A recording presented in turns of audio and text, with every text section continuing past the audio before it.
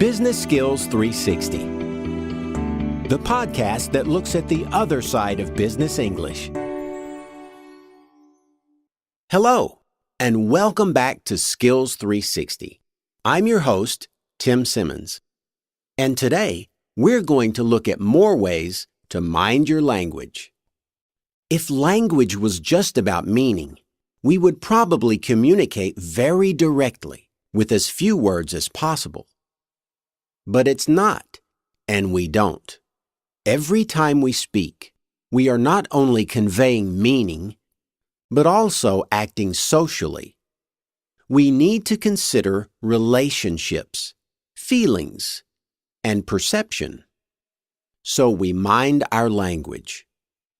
Last time, I talked about modals and the difference between saying you must do something and could you do something. These two ways of speaking are miles apart. Today, I'll talk about lots of other ways to soften our language. Let's start with three relatively simple adverbs: rather, quite, and fairly. You can use these words before an adjective to soften the tone a bit. A coworker asks you about a letter he has written.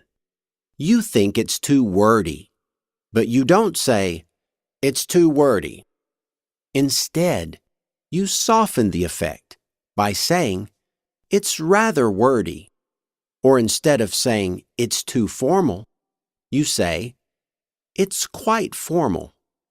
You're only switching one small word, but it makes a big impact.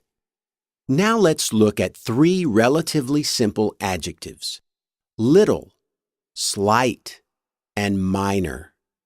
Think about the difference between "the website has a problem" and "the website has a slight problem."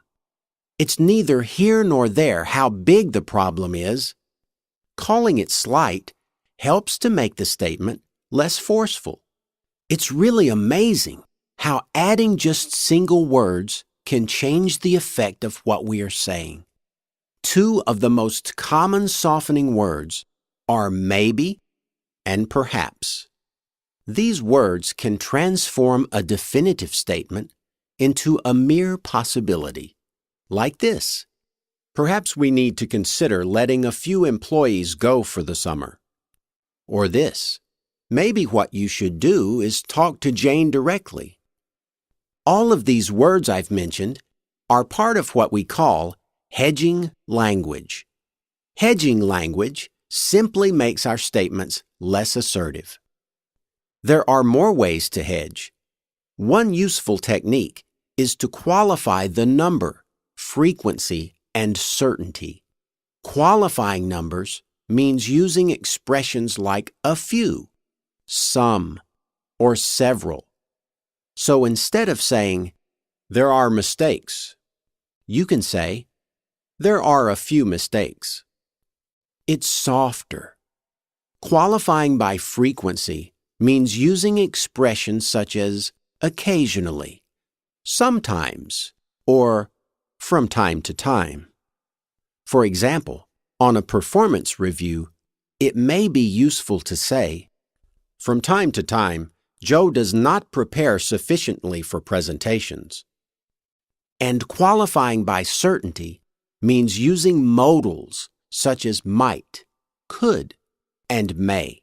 So rather than saying, "Our bid will not be successful," you can say, "Our bid might not be successful."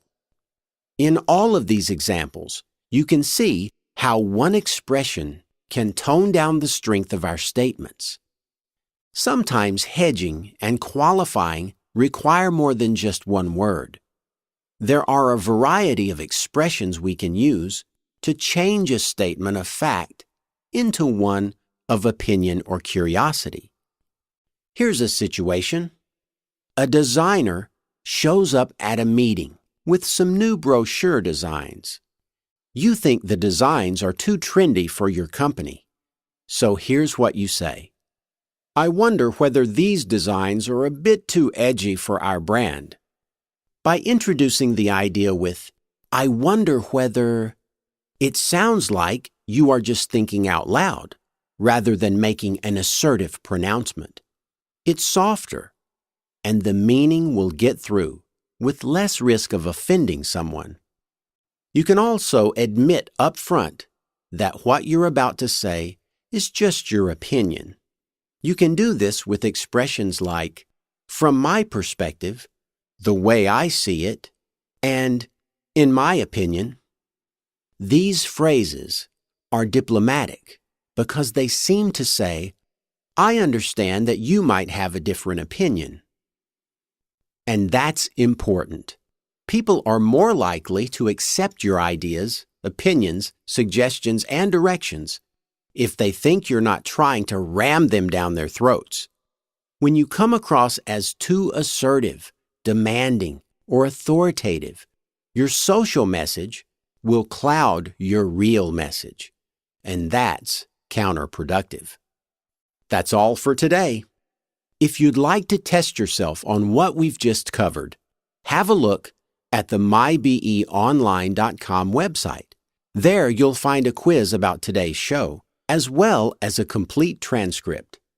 So long, and see you again soon.